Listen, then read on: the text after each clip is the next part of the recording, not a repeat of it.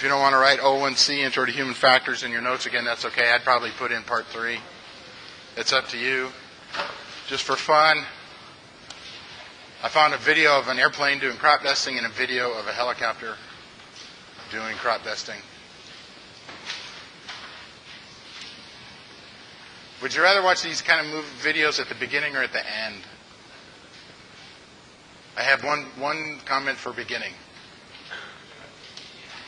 2 or 3 more yeahs. I don't know why that sound's not making any noise.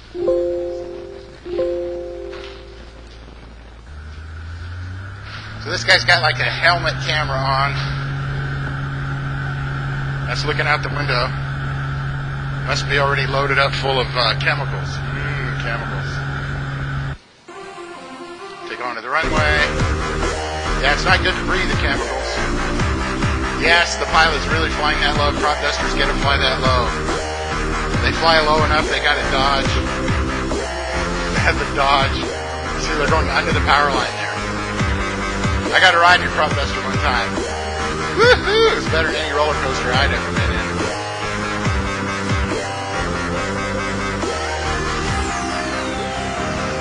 Get a couple more runs here. So the thrusters dive in right there. They fly really low and squirt out the stuff. And at the end, they climb up and they bank and they turn around and go back in the opposite direction. I don't know, do they get to play music in their headphones? Probably. And they fly low all the time. They get like a nosebleed at 300 feet.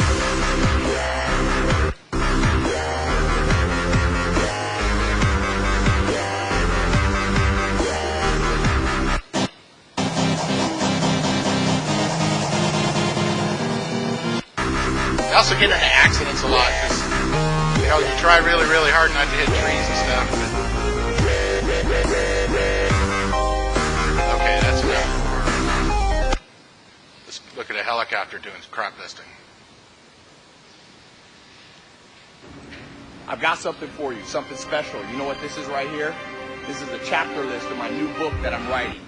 I'm going to give you a chance to pre-order this book, and here's why you want it. I put things in there that I haven't shared with anybody. This guy's going to go crop dusting in a helicopter. He doesn't have a helmet on. I would be wearing a helmet. My stuff in a country. Oh, now he's got a helmet on. That's pretty common in helicopters is they'll have a truck right there next to the field, and they'll fill it full of chemicals right next to the field. Helicopters also fly really low. So if you want a chance to see this stuff a month or 2 before anyone else gets it, before it hits. So here's a crop dusting run. They're descending. Put the link below or my turn on the spray. Follow that. Now remember, look, you can see the leaves on the cornfields. Press, printing of the pre-order books because, again, I just want to get, some people. And when they get to the end of the field, then they climb up, turn around, and come back down. See if they show that work. Nobody's ever learned stuff that changed my life. There we go. This is my place, my penthouse. No, I've never been in a crop duster in a helicopter. Man, I'm going to talk about the come up. So he's going to climb up, Change your life. pointing it towards the sky, and turn around. There we go. Pedal turn right there. That I had to travel. Going to dive back around and go over the field right next to where he $10 was. million of my own money. You don't have to spend $10 million. I made a lot more back. But I made $10 million back. I'm not promising you that you're going to get that. All right. You want to be a crop duster? You might not want that. You might not need that. Sounds pretty thrilling. I'm going to talk about the come up, how you change your life. I'm sorry? Oh, you need a commercial pilot certificate. So you could get a private and then a commercial and then never get your instrument rating because crop dusters never fly when the weather's so bad that you have to fly in the clouds. If the clouds are there, you don't go. You don't need 1,500 hours like it does total flying time, like it does to become an airline co-pilot. But you can't just get 200 hours in your commercial and say, okay, I'm going to go get a job. Usually what happens is they hire you and you play with the chemicals, you drive the truck, and they find out if you're a decent employee, and you do that for a year, and maybe they'll let you try it in the airplane once or twice and see what happens. It's really variable as to getting that first crop dusting job. Variable as in it's hard to know. There's not like just this straight way, oh yeah, this is the way you do it, and everybody can do it. And I'm not trying to talk you out of it. It's a very different kind of flying. All right, last time we started hazardous attitudes. You may have already had that written down in your notes. And the problem with hazardous attitudes, it can get in the way of you making good decisions. I think you wrote that down because I said you could use the word good instead of effective. And there are 5 hazardous attitudes and the antidote to each one of those. So I think that's where we stopped last time. So anti-authority is the first one of the 5. And anti-authority effectively means that you don't like people telling you what to do. You know, like high school teachers and valet ROP instructors. I don't have to do what you say, you can't boss me around. Well, that's technically true. I can't boss people around. You don't have to do what I say, but there will be a set of consequences that happen if you don't follow my recommendations. And then there's an antidote. If you start thinking that you have the anti-authority feeling rolling around inside of you, you could go, well, you know what, if I following the rules is probably a good idea because they're usually correct. And of course, in this case, we're talking about aviation regulations. So I'll give you an example. There's an aviation regulation that in most airspace, you got to have at least 3 miles visibility looking out across the air before you can fly as a private pilot without an instrument rating. And if the visibility is less than that, you can't go. Well, that's actually there for safety purposes, because if you can't see very far, it's hard to navigate, and you might get disoriented if you accidentally get into the clouds and crash, and you can't see the other airplanes you're trying to avoid if the visibility is less than 3 miles. So that rule, oh, you can't tell me how good the weather visibility has to be before I go flying. Well, technically, it's a federal regulation, so that means it's federal law, but more importantly, it's a rule that's in place to be safe. Okay, impulsivity. And like I said before about the decision-making model and the I'm safe-y checklist, you can expect your examiner on your check ride for your private pilot certificate could ask you and say, what are the 5 hazardous attitudes and the antidotes? So the second one, and it wouldn't matter what order they're in, is impulsivity. That's being impulsive. You think you need to act right away, even if it means doing something before you actually think about doing that. Generally speaking, that does not work very well in aviation because generally you have more than a second or 2 or 3 to figure things out. If you're flying along at 2,000 feet and the engine quits and you descend at 500 feet per minute, 500 goes into 2,000 4 times, you got 4 minutes before you're going to get to the ground. Do you have to do something in the next 2 seconds? No. You can sit there and go, ah, for 10 seconds. Nothing bad's going to happen. One thing I like about airplanes versus helicopters is that in an airplane, when the engine quits in little airplanes, it doesn't blow air across the tail, and the tail is actually keeping the nose up. If there's less wind off of the propeller hitting the tail, the nose goes down, and it automatically puts you into a glide. Now, it's not the best airspeed, but you're not going to stall and fall out of the air. So if you wait for 10 seconds, if you're at 2,000 feet, literally nothing bad is going to happen. You almost always have time to do something, to think about what you're going to do. You don't have to react immediately. The antidote is for you to slow down and think about what you're going to do before you do it. You need to think about it. I'm trying to think of where is there a good time. If you're coming into land and you're only 10 feet off the ground and a cow runs out in front of you on the runway, I don't know if there's a whole lot of time to think. I guess you could add power and try to climb over it, but you might just not have enough time. You're going to hit it. Anybody ever hit a cow with a car? How about a deer, an antelope, an elk? I ran into an antelope. Just so you know, the antelope actually was a pronghorn. It was actually the pronghorn was jaywalking. It was crossing the street, not at an intersection. And I was doing about 50 in a 40-mile-an-hour zone, so I guess I contributed to the accident. But nobody was there, so I didn't tell the antelope died. When I got out of the car, it was dead. Totaled my car. Stinking antelope.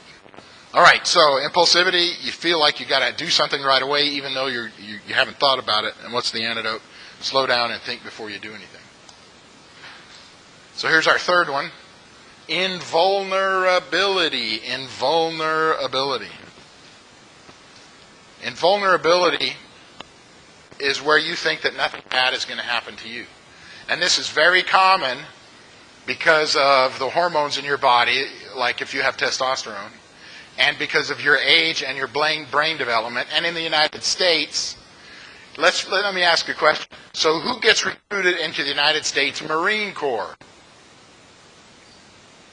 Who? Recruits, yeah. What is or most of the people that Marine Corps, men or women?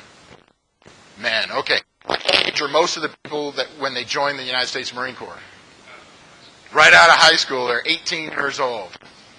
Do these people get the fact that they are the people that are, if we invade a country, where you're going to be on the beach and you're going to have a gun, guns, and you're there to stop bullets for the person behind you? I'm not Marines, don't get me wrong. I'm not knocking the Marines in any way. But if being an infantry person in the Marine Corps, it might not be the safest job you could get in the United States military, yet people sign up to do that. And one of the reasons is that young men in the United States think that they're invulnerable. Why do you think people drive? I know in California it's illegal, but in Arizona you can ride a motorcycle without a helmet. Is that a good idea? No. What if you drove to a state and driving without seatbelts on was legal? Would it be a good idea to leave your seatbelts off? No, because you do think accidents might happen to you. So that's a problem that you might have to look in the mirror and say, how often do I feel invulnerable? And I remember when I first learned how to fly, I was 16 and a half, 17. And I did some things in an airplane that I would not do today because now I go, you know what, I might crash if I do that. For example, the Federal Aviation Regulations say that if you're in a non-congested area, you only have to stay 500 feet away from any vessel, vehicle, structure, or person. It doesn't say above. So if you're over a very large lake or the ocean, say from Los Angeles and you're flying to Catalina Island, are there any, and there are no vessels nearby, vehicle, structure, or person, or if there are vessels, they're more than 500 feet away, how low can you fly? As long as you don't crash the airplane into the water, you can fly as low as you want. And I've done that. And the person I was flying with said that water splashed up on the landing gear on his side of the airplane. Yeah, this was the maximum invulnerability somebody could be.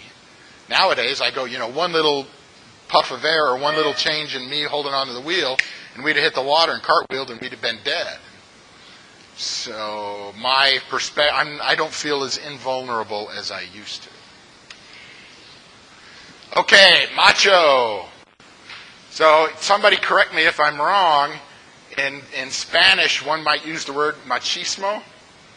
Okay, so I'll bet money that the word macho in English came from the word machismo. Am I saying that correctly? All right, sweet. So I can say one Spanish word correctly.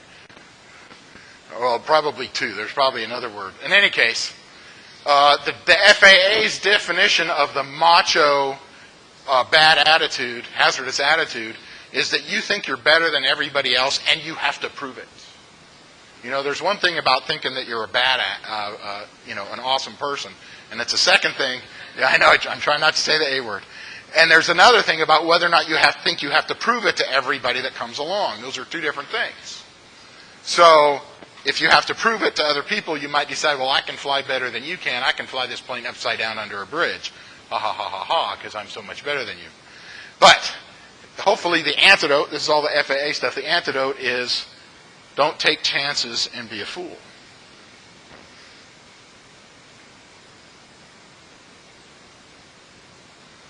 Does anybody have an example they'd like to share with the rest of the class about their display of machismo? I remember I had a Honda 750 motorcycle. Let's see, this would have been 1979, 80. And I was an okay motorcycle rider. Back then you didn't have to wear a helmet. I did wear a helmet because it scared me when I wasn't wearing a helmet. And I had somebody on the back, and he said, take off as fast as you can, for fun. And I did. I revved up the engine, and I popped the clutch, unknowingly popped the wheelie, which I had not intended to do. Yeah, fortunately, I didn't pop so far that we fell back on each other. Fortunately, it scared me enough that I didn't do that again. The things you do when you're 18, 19, 20. All right, here's the fifth one, resignation. I've actually talked to flight instructors who've had students, and they just give up in the airplane. The student just goes, I don't know what to do. And they actually let go of the flight controls. I know, it's like, what do you mean let go of the flight controls? So resignation is where you think you're never going to be able to do it right. I know, you think about that. It's like, what if you're taking driving lessons in a car and you're an automobile driving instructor, and the person's driving, I don't think I'm going to make this turn. I'm just going to give up. We got one of those cars with the brakes on the passenger side. And the antidote is to remember that you are not helpless and you can make things better. And I'm not going to say that if you have these kinds of thoughts that you can never be a pilot, but if you do have these kind of thoughts, actually any of these hazardous attitudes, you're going to need to work on the antidote to them, because you'll be noticeably safer. And when you notice this in yourself, you got to do something about it. The old saying that the second to the last thing a pilot says before they crash, and it's their own fault that they're crashing, is they say the phrase, watch this. Because somebody's sitting next to them and they say, oh yeah, watch this, I'm going to fly upside down underneath that bridge. Or watch this, I'm going to fly over this person's house really, really low. And then they pull up and install the airplane and stuff like that. So there was a time, it was only a few years ago, where I was in the traffic at an airport in Arizona, and some of my friends were flying helicopters in the traffic pattern at the same time. And I decided it'd be cool if a sharp bank, and so literally through my mind, I said to myself, yeah, I'm saying, watch this. And then I realized, oh wait, that's the second to the last thing I might ever say. So I deliberately did not do a steep bank, because I realized that although it might have been fun, and I might have been able to do it correctly and not crash, if I'm thinking, watch this, that means I'm doing something that is not a good idea. Does anybody have any questions? 5 hazardous attitudes and the antidotes to them? All right, self-critique. Anybody ever notice you write a paper, you fill out a test, the instructor grades it and hands it back, and then they write stuff in red ink, and you wonder if it's blood from the small children or something like that? To be really, really clear, the ink I use is red, and I have only put the blood of other college kids in it. Who are 18 years or older, who have actually volunteered a small portion of their blood supply voluntarily. So none of the red ink used on any of the papers has the blood of small children, I promise. But, okay, a couple of grins there. So, stuff on there, your perspective on what it is and their perspective on what it is different. They think they're giving you feedback so you can do better next time, and you think they're just writing things in there so they can justify giving you a crappy grade, right? It's like, okay, then that's your perspective of other ego? That's the way you think it is? Sometimes. Okay, that's all right, that's fair. All right, what self-critique is when you're looking at your own performance, you are looking at what you did and trying to figure out a better way to do it. So if you want to become a pilot and you want to stay the best pilot you can, whenever you're done flying, it's a really, really good idea to review what happened during this flight and what did I do not as well as I wanted? What can I do better than I did?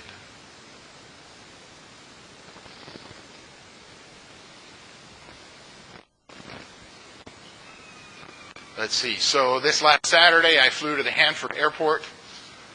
And what did I do that I could have done better? I'm trying to think. I don't know. It was a pretty simple flight. There wasn't too much to go wrong. All right. So if you review your performance after every flight, you hopefully will pick out what did you do that you could do better. Now, this is not just important while you're taking flying lessons and trying to earn an FAA certificate. There's a guy on YouTube, and his name is Jason Schappert. I can't remember how to spell his name. But he's got a little flight school going there, and if you type in M0 I think it's Mzeroa. And he's got training videos about ground school subjects, about flying subjects, and his pretty much every video is a good pilot is always learning. And I like that a lot, and somebody probably has said that to you before, and decades ago I wouldn't have paid much attention, but it's actually true. You're never going to know every single thing there is to know about flying, but if you're paying attention every now and then, even after a long time, you'll find out something new that you go, yeah, that's a good idea, that's good to know. I'm going to incorporate that and do that better next time. Okay, I'm going to talk about risk management. Flying airplanes has risk. In fact, I think that's the very first line I have here. Yes, all flying has risks.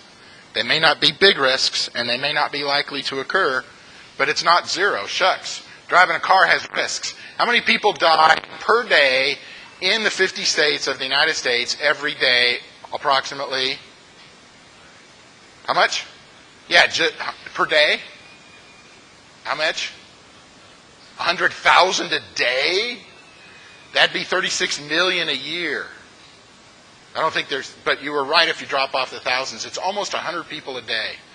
It's in the mid 30,000s. It's like 80, 90 to 100 a day, and it varies. Some days, like Labor Day weekend coming up, more people are on the road, so more people die. So almost 100 people die every day on the roads in the United States. So if you say there is no risk driving cars, I'd say you're incorrect. You could say, is the risk very low? Say, low. Now, I'm not talking about accidents. You think there's more than 100 accidents in the United States every day? Heck, there's probably 100 accidents, within 50 miles of here in a day. And, half of them are in a parking lot anyway. But most car accidents, are they serious? Do you have to go to the hospital in most car accidents? Probably not, because you're wearing seat belts and you got airbags and crap like that. So what we do with cars is we think about the risk, or we don't think about it, and we say, it's not much of a risk. I'm going to get in the car and drive to the 7-Eleven and buy a 6-pack of Pepsi, and on the way home, you get in a fatal accident and you're dead because you went to go buy Pepsi. That probably isn't going to happen. Is it? Oh, sorry, you don't like Pepsi? All right, Pepsi's not worth dying over. You die over some Coke, a Coca-Cola product, right? All right, now what you're going to end up doing, whether you look at it directly or not, is you're going to look at what are the risks and how likely are they to occur, and you're going to decide, am I going to go? Do I think it's reasonably safe? Or do I think it's excessively dangerous? You're going to get to make those decisions. So you're actually going to weigh the risk versus the probability, and I want to talk about risk versus probability here for a second. Risk is the bad thing that's going to happen. So let's just say we'll take cars. There's many risks in cars. You could get a leg broken. You could get a concussion. You could get your legs chopped off. You could die. Just talk about dying. What is the risk in a car in the United States of dying? We already said it's just 100 people per year, but you could argue, if that happened to you, how bad is it? Or if it happened to someone you care about in the car with you, would that be really, really bad? Your brother, sister, mom, dad, grandparent? If you were in a car accident and they died, would you say that was really bad? Okay, so that's what I mean by risk. It's the consequences. The consequences are horrendously bad. But you weigh that against the probability. What's the likelihood of it happening? Let's see, if there's 100 per day in the United States, California has what? 10 or 15% of the population. So we'll just say 15 people a day die in California in cars. How many cars get driven in California in a day? Hundreds of thousands. In fact, I bet you millions of cars every day. I'd say, just say for fun, 15 million car trips happen a day in California, and 15 people die. So that's 1 in a million that you're going to be in a car accident where somebody dies. We say that's okay, right? How many people have not gotten in a car? You know what? I think the risk of being in a car is too high. You say, no, I'm not going to go. No. Influence of alcohol, now maybe you're not going to go. Right? Rodrigo has an Uncle Fred. In any case, so there's risk versus probability. So it's the same thing goes in an airplane. Can you die in an airplane? Yes or no? Yes. Is it very likely? Well, okay, that's a matter of opinion. Look up data. You can look up data. And most of the time, guess how come little airplanes crash? It's because the pilot made a terrible decision. Not because they couldn't fly the airplane correctly. Not because they didn't know what the weather was. Not that they didn't know the way the wind was blowing. Not that the runway was. But they had the data and then they didn't know where they wanted to go. So part of what they did was they said, you know what, it probably won't happen. So they went anyway. But I'm getting into too deep of a discussion. So, you could argue that airplanes have a high risk because you can die just like in a car, but the likelihood of it happening is so low that you say that's fine. It's just like getting in a car. Now, am I going to sit here and tell you that driving in a little airplane is as safe as driving in a little car? The answer is no. What do you do in your car when the engine quits? You don't have to do much of anything. You pull over, 10 feet. But if you don't put on the brakes, will you slow down anyway? Really, all you got to do is don't hit people and don't hit the telephone poles.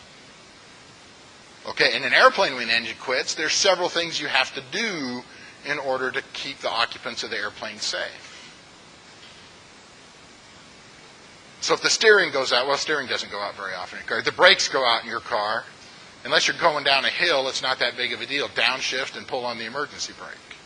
Turn the key off. Well, don't turn off the key because then your steering doesn't work. Maybe that's not a good idea. But you could downshift it. Even in automatic, you could go to a lower gear and it would slow you down. Take your foot off the pedal. So the consequences may be the same, but what you have to do about it are different. So I'm not going to say that airplanes are safer than cars. I'm going to say that to be as safe as possible in airplanes, when things go wrong, there's more you have to do as the pilot to keep it safe than in a car. You're driving along in a car and the red oil pressure light comes on. You got about 30 seconds till you start damaging the engine. So what do? You pull off the side of the road, turn off the key, and you call the owner of the car, hey, Mom, the oil pressure light come on, but I shut the car off before 30 seconds is up, so the engine's not destroyed. All right. You might have a high likelihood of something happen, but if it does happen, it's very, very low risk. So let's just say that, let's say you're going to land an airplane on a dirt strip. And you may not know this about little tiny airplanes, but they have propellers. And the propellers are usually made out of aluminum. And when propellers hit little rocks that are kicked up on the runway, it dings, damages, or gouges the propeller. Now, a lot. It's pretty frequently happens when you fly on airports that are made of gravel. But if it does hit the propeller, it can be repaired. How bad it's going to be is pretty low. Probability is pretty high. So you say, I'm going to go land on this strip with gravel because it might damage the propeller, but if it doesn't, so you can have a high risk and a low probability, or a low probability, or a high probability and a low risk. And in either way, you can say, yeah, I think it's going to be okay. What I'm trying to get at is this last one here, is the only way you can make a decision about whether or not it's safe is if you have all the risks identified. You have to understand what are all the things that could go wrong and the consequences. And so that's the intent of being a safe pilot, is being able to find out what are all these things that could go wrong, and what am I going to do in case they go wrong, or what am I going to do to prevent them from going wrong? And if I do all that, am I happy that it's going to be a safe flight? I worked at this flight school. It's called Guidance Aviation. If you look online, it's still a big helicopter flight school in northern Arizona. And every now and then, somebody's parent would say, is this safe to go up in helicopters? And this is what I told them. I said, I know all of the flight instructors that work here. I know our training program. I will take any single pilot that we have, even a brand new one, and I will put my mother and my wife and my daughter in that helicopter with them. Safe, I think. Did I mean to say, oh, there's no risk whatsoever, there's no way in the world anyone's ever going to get hurt in one of these helicopters? No. But I think the probability is so low that it was still okay to go. Here's a couple of risk management techniques that the FAA likes pilots to know about. One is the PAVE system, PAVE, and you'll never guess there's 5 words that have PAVE in it. Correction, 4 words. You notice the V is in environment, and V is not the first letter in the word environment. So I'll give you a second to write that down, and then I'm going to talk about it.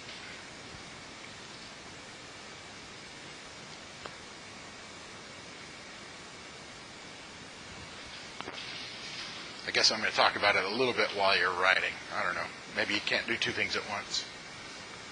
Can anybody rub their head and pat their tummy at the same time? How about rub their tummy and pat their head? So I can rub my tummy and pat my head. Oh, I can even make my hand go in the other direction. I can do it clockwise or counterclockwise. Now the funny part is, can I rub my head? Can I rub my head and pat my tummy? See, that's harder. Oh, there I go. Woohoo! Nobody wants to try. See, once you get good at one, it's hard to do it the other way around. So the PAVE system is where you look at these 4 things and say, is there anything that's going to be a problem? So you look at the pilot. What's the best way to determine if the pilot is okay to fly? I know we covered it on Thursday. It's been days and days and days. The pilot's attitude, that's true, but there's a checklist. There's a list of things to think about. What's the name of that list? The I'm Safe checklist. And then the aircraft. Have you done a good visual inspection? Do I have enough gasoline in it? Will it climb above the mountains that I'm thinking of flying over? Do I have life vests and life rafts in it if I'm going to fly distance over water? Has anybody ever thought about flying an airplane from Monterey, California to Hilo, Hawaii? It has to be nonstop because there's no aircraft carriers that they'll let you land on. And there's no islands either. It's in a little airplane that goes 100 miles an hour. It's only 24 hours. Yeah, you can take cat naps and stuff. The environment. How's the weather? I'm going to come in and land, and the wind is blowing at a 90-degree angle. Is it going to blow me so much that I can't land on the runway? Is the runway next to some mountains and it's causing turbulence, and I'm going to be unhappy if I try to land there because of the turbulence? Let's see. The weather is just a million things. The cloud's going to be too low and I can't fly underneath them. Or is the visibility going to be too low and I can't fly in it? External pressures. One of the top reasons why people die in little airplanes is they want to go somewhere. Or actually, sometimes it's coming home. It's a thing called get-home-itis. You don't have to write it down right now. But get-home-itis is Reedley, and you fly down to Los Angeles and you take your family to Disneyland. And it's Sunday afternoon, and you got to fly back on Sunday afternoon.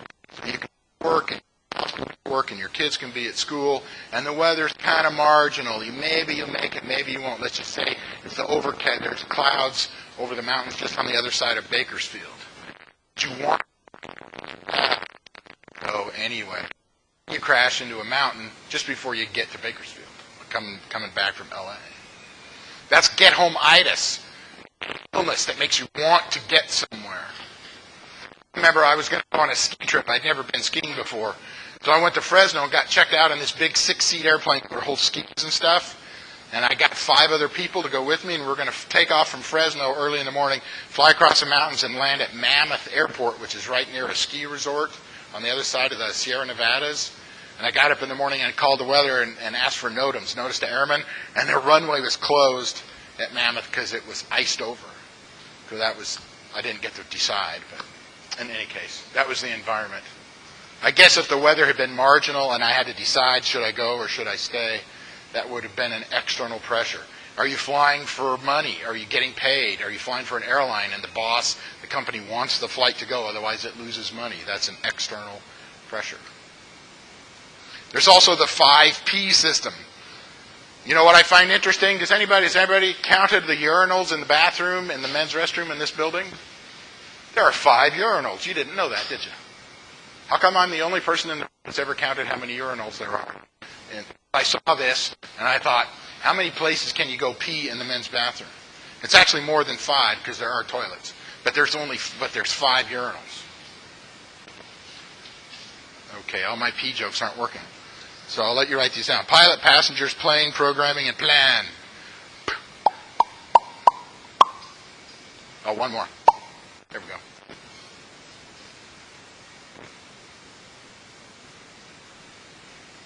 So I'll let you write that down, and we'll have a very short description of what those things are.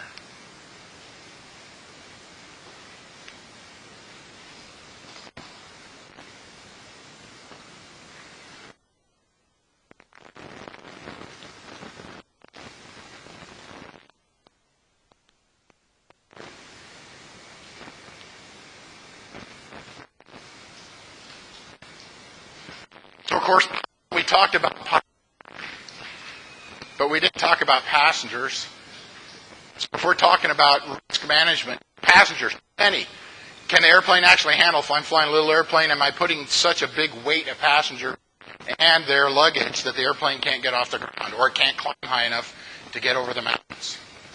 We covered aircraft above, so plane is the same. How is the plane safe to go? Programming is talking about the computer systems on the aircraft that you're programming what to do. Do you understand? Do you know what you just told it to do? We're not going to get into a lot of aircraft radio programming, computer programming.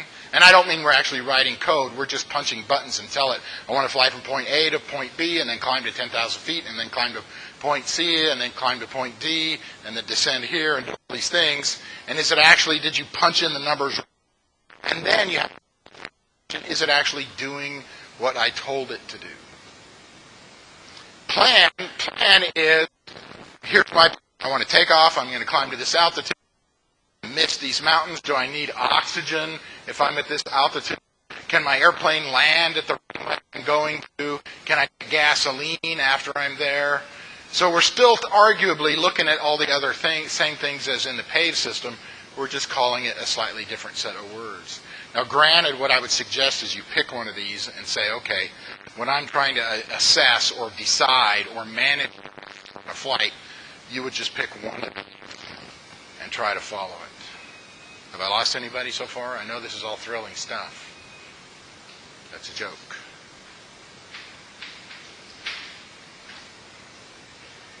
Task management. All right, what's the definition of task management?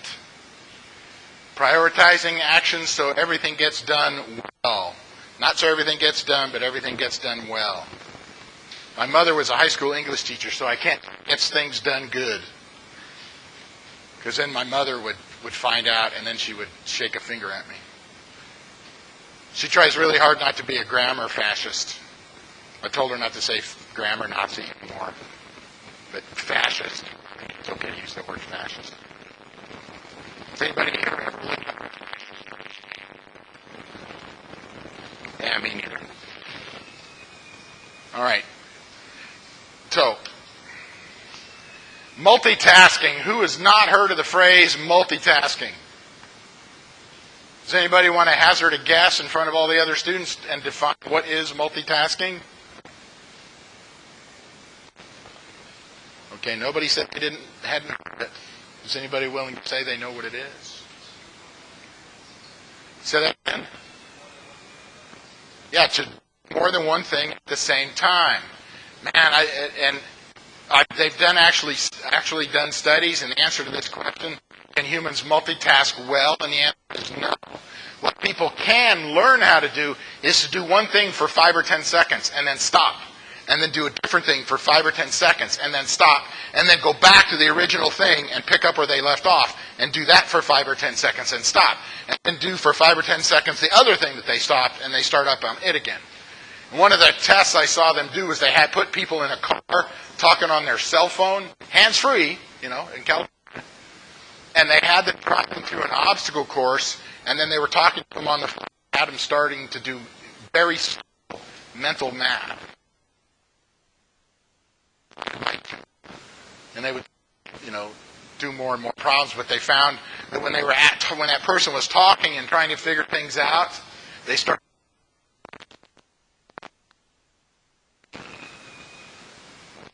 focus for several seconds and then stop, and then focus on something else for several seconds and then stops, and you can come back to the other thing. Really good at this. And in fact, as a pilot, you need to get good at this. But technically, you're only doing one thing at a time. You're just doing it for a short period, and then you're doing something else. So that becomes the problem with task management, in particular in flying machines, is you have a lot of different things you need to do, and you have to decide which one do I do first, which one do I spend most amount of time on, which one, if I don't do it, it's going to be okay, which one do I need to get done, and if I don't, I'll die. In a car, you don't have to do this very much. Most of your task management in a car is figuring out what radio station you want to listen to while you're still driving down the road. Your biggest task management is when you're getting on a freeway, and there's really only one task. I need to speed up, and I need to not hit the other cars on the freeway. So a technique to manage your tasks is plan ahead and do as much as you can in advance. There's an old saying, what are the two most important things in aviation? The next two things that you need to do. That's what's... You're coming into land. What's the two next things you need to do? Well, I need to see which way the wind is blowing if it's not a town or airport. I need to find out what way the wind is blowing so I know which way to come in and land. And I need to tell somebody tell the other airplanes on the radio where I am, and be listening to them so they can tell me where they are. So that's the next two things I do. Okay. At the Reedley International Airport, they have an AWOS transmitter. It's an automated weather observation service. And you can crank in a frequency on your radio, and it's a robot that tells you what direction the wind is going and how fast it's going, what the cloud is, what the visibility is. And you can say, okay, if the wind's going that way, I'm going to land on that particular runway. So then what's the next thing you do? Well, now I need to be looking out the window for the other airplanes, and I need to be maneuvering the airplane so I can get to where I'm going to land. So what you can remember that, because as long as you're flying airplanes the rest of your life, you always need to stay as far ahead of whatever is going on as you can. And in fact, sometimes you can get 3 or 4 things. Because if you've got 2 different radios, like for instance, in my airplane, I've got 2 communication radios. And it's got a frequency here, and it's got a frequency here. And then I've got another one, and let's say 135.7 and 122.7. And the frequency on the left is the one you're using. And usually you talk on that one. I've got a volume control, and I can crank up this frequency. I can crank up the main frequency on the other one. But if I know the next frequency I'm going to have to talk to somebody, I'll put it in the second location, even if it's 5 or 10 minutes away. So when I get there, all I have to do is push a little button, and it changes the place of these 2 frequencies, and I can talk. Or if I'm going to come in and land at an airport, I'll pull up the airport diagram 20 minutes before I get there. Do I need 20 minutes before? Pull up the weather if it's got an automated weather observation service. Just tune in. If I'm talking to the air traffic controller on this frequency, 122.7, that's the frequency at Reedley Airport, I can call it in and listen at the same time to start seeing where are the other airplanes and where are they taking off and landing from. There's pretty much always something you can do ahead of time. And that's a habit pattern your flight instructor is going to push you to get into. Okay, you're sitting there doing nothing. What's the next 2 things that you're going to need to do? Can you do some of it now? There's also a thing called flow pattern checklists. A checklist is just a list of items of things that you have to do. It's a to-do list, if you will. And pilots use checklists all the time. We're doing a visual inspection of the airplane now. And it's on a little airplane. I got a checklist on what before you start the engine.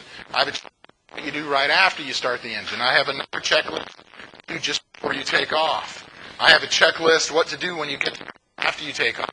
I have a checklist on what do you do after you level off and you're going straight. I have a checklist when you after you land. And I have a checklist what you do when you shut the engine down. And the reason I have such a big bunch of lists is to make sure I don't forget anything. Now, there's also a thing that's associated with checklists, and it's called a flow pattern. Generally, what you'll do, especially if you're going to be a professional pilot, is you'll do the flow. It's called a flow. Like if there is a checklist in case this airplane has an engine fire, you turn the fuel valve off to that engine, and I don't know what all these things are. And you look at two of the engine gauges, and you turn off the autopilot, which is this one. And number 5 is you turn off the alternator to that engine. And normally what you'll do, especially on emergency procedures, emergency checklists, you will learn it in an order that's easy to go from one side of the airplane to the other. Instead of one on the left, one on the right, one on the left, one on the right, it might be easy to miss one. So this is called a flow because you start in one direction and go orderly to get somewhere else. Then what you do, if you have time, which if it's an emergency you may or may not have time, if it's an emergency, now you pull out the checklist and you double check to see, did I do all those things? Some things don't have flows because you're always looking at a checklist. Like before takeoff or before doing a visual inspection, I rewrote my checklist to be easy, and it's a flow around the airplane. You open up the airplane, you turn on the electrical switch, you see if there's gas in the tanks, you check to see if the lights are working, you turn the master switch off, and you walk around the airplane, and I have a checklist literally in my hand the whole time, and it's all written in the same order, so the flow and the checklist are actually together, and I'm doing them at the same time. But I always look back at the checklist. Oops, why did I hit the escape button?